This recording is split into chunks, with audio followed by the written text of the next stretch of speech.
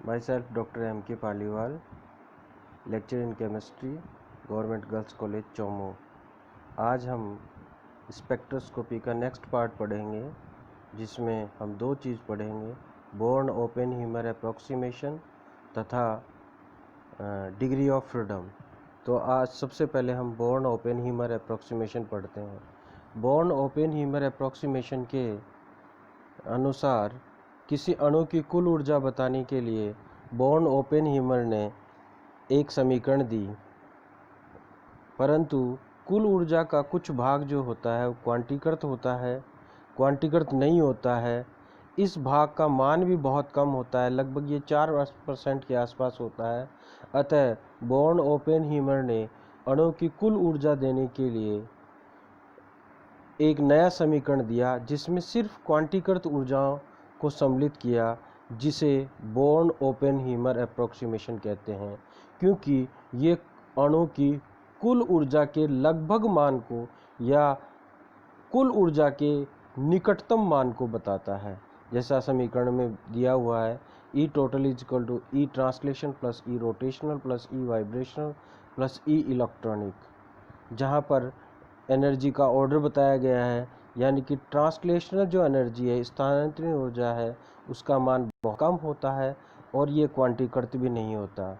अतः समीकरण एक का जो रूप होगा, जो कि अणु की लगभग ऊर्जा के मान को बताएगा, वह होगा E total is equal to E rotational plus E vibrational plus E electronic, जहाँ ई रोटेशनल एनर्जी है, यह अणु के घूर्णन के कारण होती है। ई वाइब्रेशनल एनर्जी है, यह अणु के अंदर परमाणुओं में एक दूसरे के सापेक्ष कंपन के कारण होती है। ई इलेक्ट्रॉनिक ऊर्जा है, यह उन इलेक्ट्रॉनों के कारण होती है जो परमाणुओं की भांति ही अणुओं के ऊर्जा स्तर में, जो अलग ऊर्जा स्तरों में रहते हैं। जिस प्रकार परमाणु की इलेक्ट्रॉनिक एनर्जी क्वांटाइज्ड होती है, उसी प्रकार अणु में भी उपरोक्त तीनों ऊर्जाएं अर्थात विभिन्न ऊर्जा स्तरों में संक्रमणों के लिए विशिष्ट नियम या नियत मान की आवश्यकता होती है। उसी प्रकार से ये तीनों ऊर्जाएं क्वांटीकृत होती हैं। अणु के घूर्णन ऊर्जा का मान घूर्णन क्वांटम संख्या J द्वारा निर्धारित होता है। अणु में कंपन ऊर्जा का मान कंपन क्वांटम संख्या V द्वारा निर्धारित होता है, तथा अणु में इलेक्ट्रॉनिक ऊर्जा का मान मुख्य क्वांटम संख्या N द्वारा निर्धारित होता है। ई रोटेशनल का मान Bj इंटू J+1 होता है, जहाँ पर B की value h square upon 8 pi square के बराबर होती है, जबकि ई वाइब्रेशनल का मान V plus half h new के बराबर होता है। ई इलेक्ट्रॉनिक ऊर्जा का मान होता है -13.6 electron volt, -13.6 upon n square EV के बराबर हुआ। यहाँ पर n जो है वो मुख्य क्वांटम संख्या है, ई वाइब्रेशनल V जो है वाइब्रेशनल क्वांटम नंबर है, और ई रोटेशनल में J जो है वो रोटेशनल क्वांटम नंबर है। नीचे जो दिखाया गया है, दो एनर्जी लेवल्स को बांटा गया है, दो जो इलेक्ट्रॉनिक एनर्जी लेवल उनको बांटा गया है। इलेक्ट्रॉनिक एनर्जी लेवल को वाइब्रेशनल एनर्जी लेवल्स में बांटा गया है, वाइब्रेशनल एनर्जी लेवल्स को जो है वो रोटेशनल एनर्जी लेवल में बांटा गया है। एक रोटेशनल एनर्जी लेवल में ट्रांजिशन के लिए सबसे कम ऊर्जा की आवश्यकता होती है, जिसका मान 0.005 इलेक्ट्रॉन वोल्ट होता है, जबकि वाइब्रेशनल एनर्जी लेवल में ट्रांजिट करने के लिए जो ऊर्जा का मान होता है इससे ज़्यादा होता है, और उसका मान 0.1 इलेक्ट्रॉन बराबर होता है, जबकि इलेक्ट्रॉनिक एनर्जी लेवल में ट्रांजिशन के लिए ऊर्जा का मान 5 to 10 इलेक्ट्रॉन वोल्ट के बराबर होता है। इस प्रकार से ये बटे हुए होते हैं। अब हम बात करते हैं स्वतंत्रता की कोटि। स्वतंत्रता की कोटि क्या होती है? डिग्री ऑफ फ्रीडम क्या होता है?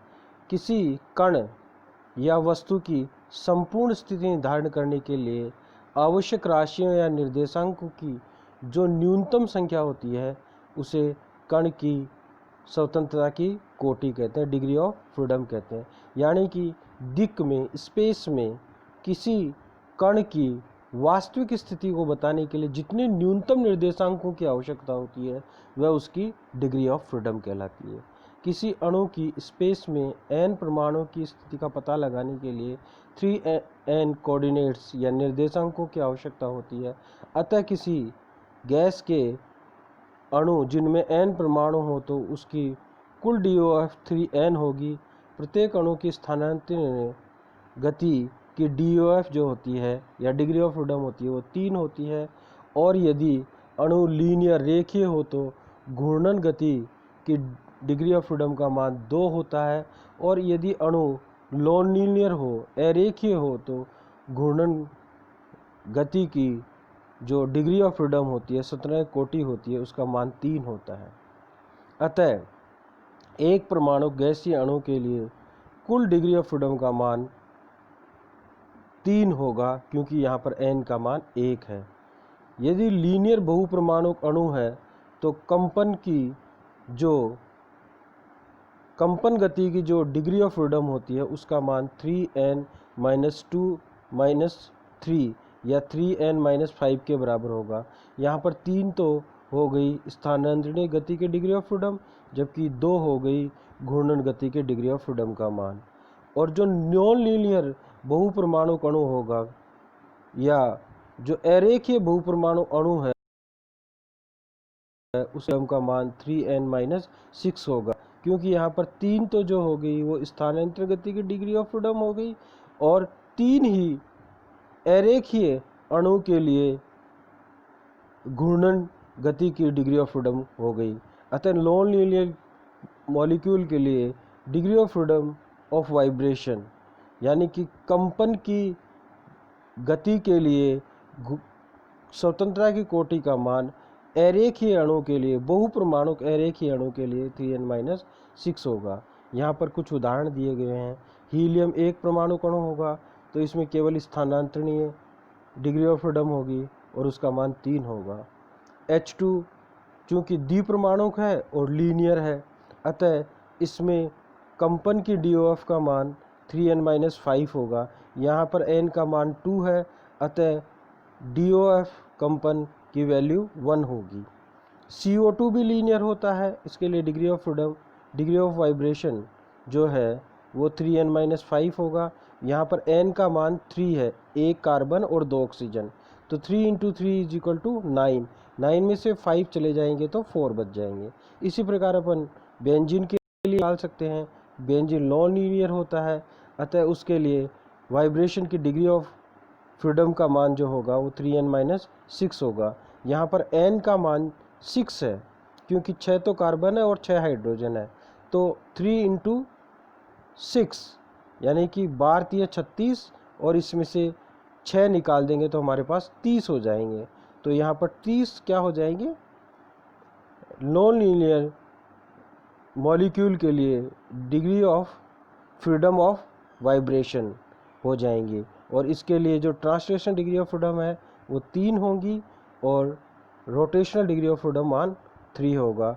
टोटल जो हो जाएंगी वो 36 हो जाएंगी। और वैसे भी 3 × 12 करते हैं तो 36 होता है। तो इस प्रकार से कुल होगी। आप और भी उदाहरण ले सकते हो और उसकी प्रैक्टिस कर सकते हो। अब हम कल जो स्टार्ट करेंगे वो रोटेशनल स्पेक्ट्रोस्कोपी स्टार्ट करेंगे। Thank you.